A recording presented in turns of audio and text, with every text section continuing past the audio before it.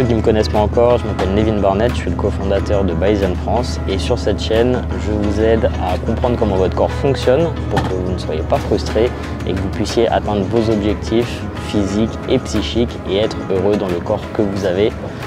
Si ça vous plaît, abonnez-vous.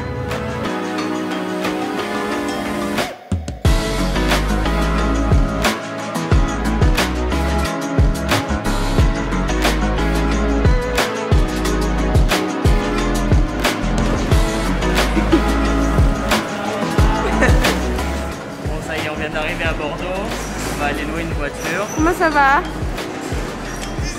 J'ai un stress. Ça va? Non, là ça va. On y va? Yes.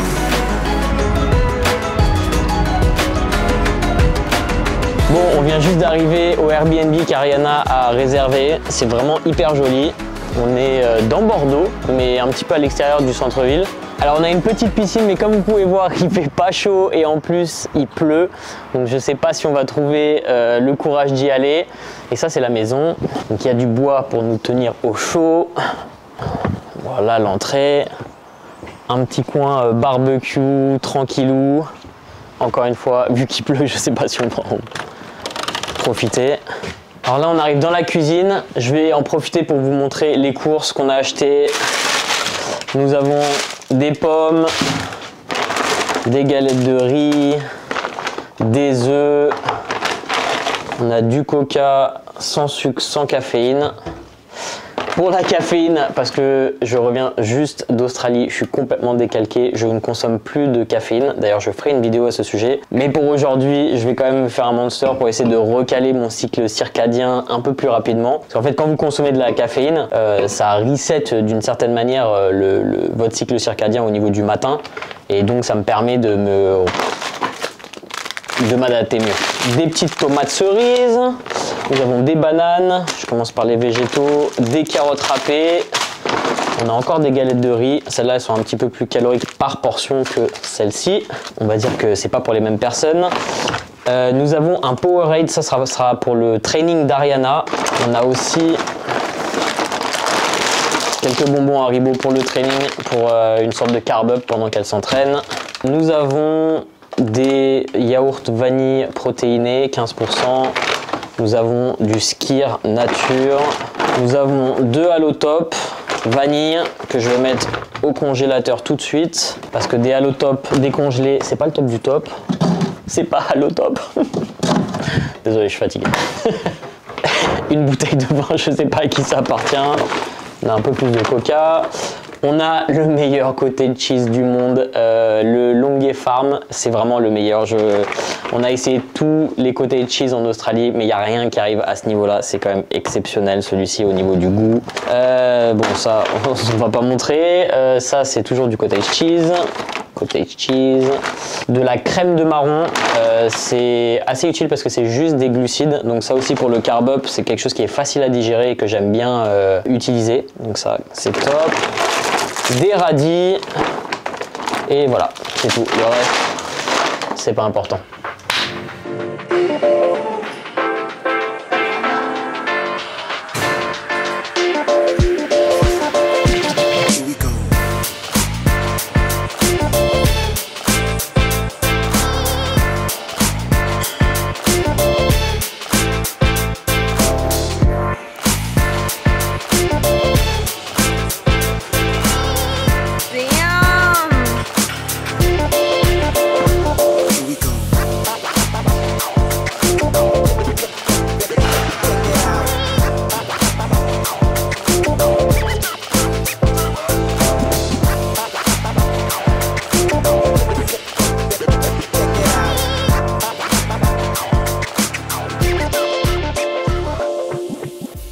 Bon, on sort juste de la compétition, donc Ariana a eu sa première compétition en catégorie bikini.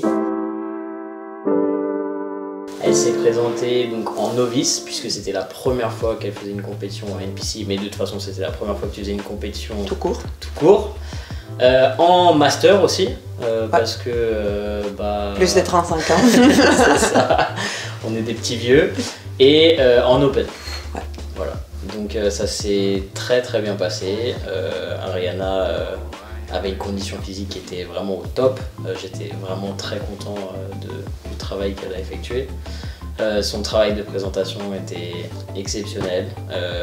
Elle a bien travaillé avec Alison Testu, c'est ça, sur le posing, qui fait toujours un super travail. Est-ce que tu peux nous dire un petit peu comment ça s'est passé de ton côté, déjà la préparation? Est-ce que c'était extrêmement difficile? Parce qu'il faut savoir quand même que Ariana a une vie chargée. Elle est mère de famille, 2 enfants. Donc en plus de tout ce qui est training, nutrition, il y a beaucoup de travail derrière tout ça. Donc quel est ton petit retour maintenant qu'on est rentré de la compétition? Il y a quoi, 10 minutes? Ouais. Juste le temps de prendre une douche. Bah franchement c'était une super expérience. C'était long mais je dirais difficile sur les dernières semaines et difficile surtout pour la fatigue, pour les manques d'énergie, question hyperactive, du coup ça donne un coup. Du coup je pense que j'étais pas très facile à vivre aussi. Mais... c'est vrai que c'est le problème, c'est que quand on est un peu fatigué, d'avoir la patience parfois... Déjà que je suis pas très patiente. Mais sinon c'était vraiment une super expérience. C'est beau de voir qu'on peut faire ce qu'on veut de notre corps si on s'en donne les moyens. J'espère qu'elle vous postera, donc mettez de la pression dans les commentaires, son avant-après en termes de présentation, son high walk, etc. Parce que il y a 1 an quand on avait... Ouais, quand j'ai commencé en janvier à travailler mon posing. Et c'était carrément pas ça. C'était carrément pas ça. Je pense que aussi un autre point intéressant dont je voulais parler rapidement, c'est que pendant son hors-saison, on avait des doutes sur les catégories dans lesquelles on allait présenter Ariana. Parce qu'il semblait, en tout cas avec un indice de masse grasse un peu plus important, qu'elle avait plus de volume sur le bas du corps. Donc on s'était posé la question de la catégorie wellness dans un premier temps. Et je lui avais dit, si tu te rappelles, attendons de voir comment ça évolue dans la préparation pour voir comment la distribution de ta masse grasse se fait, et on prendra une décision plus on se rapproche de la compétition. Et je pense que c'était quand même la bonne décision à prendre, parce que c'est vrai que au fur et à mesure que tu séchais, on a vu que finalement la catégorie bikini te correspondait bien, et que tu es extrêmement bien équilibré finalement entre ton haut du corps et ton bas du corps, contrairement à ce qu'on aurait pu croire en hors-saison. Donc avant de vous lancer sur une compétition, surtout si c'est la première fois que vous faites une sèche de compétition, voyez où vous en êtes une fois que vous arrivez à un niveau de masse grasse qui est plus proche de la compétition, parce que c'est difficile de savoir en avance et de se projeter en fait sans savoir quoi. Ça t'a surpris un petit peu toi aussi ou... Oui, surtout, enfin voir sécher les bas du corps autant, oui ça m'a... Et Ariana, vous verrez sur les vidéos, sur les photos que je posterai, Ariana avait vraiment une super condition physique, les ischios derrière, donc vraiment une conditions poussées, sans doute sans prétention une des plus belles conditions physiques de la journée, j'ai trouvé. Donc voilà, en tout cas tu peux être très fier de ton travail. Ce soir on va aller manger un petit peu, tu vas nous emmener dans un restaurant italien, c'est ça? C'est le meilleur de Bordeaux. Donc elle mérite tout à fait son repas. La semaine prochaine, elle a une autre compétition, donc on va pas faire non plus des folies et se faire éclater le bide. C'est un truc auquel il faut faire attention. Elle a déjà mangé un petit peu aujourd'hui pour avoir un petit peu de volume avant d'aller à un restaurant. C'est un peu le problème qu'on a en post-compétition, c'est que vu que la compétition est passée, les gens ont envie de se ruer sur la nourriture, et à cause d'un niveau de sèche extrême, on a un appétit qui est complètement déréglé et on a tendance à manger beaucoup et beaucoup trop par rapport à ce qu'on devrait faire. Et c'est pour ça que dans un premier temps, j'ai tendance à toujours forcer les athlètes à faire un reverse diet. On en a parlé qu'il faudra du temps pour se réadapter, parce que nos signaux alimentaires sont complètement troublés et qu'on a un rapport à la nourriture qui est complètement changé. Mais je pense qu'on va faire les choses bien et ça va bien se passer. On a fait un bon travail d'équipe, donc on va continuer. Ouais, on n'a même pas dit tes résultats, mais tu as fait première place dans ta catégorie. En Open, ouais.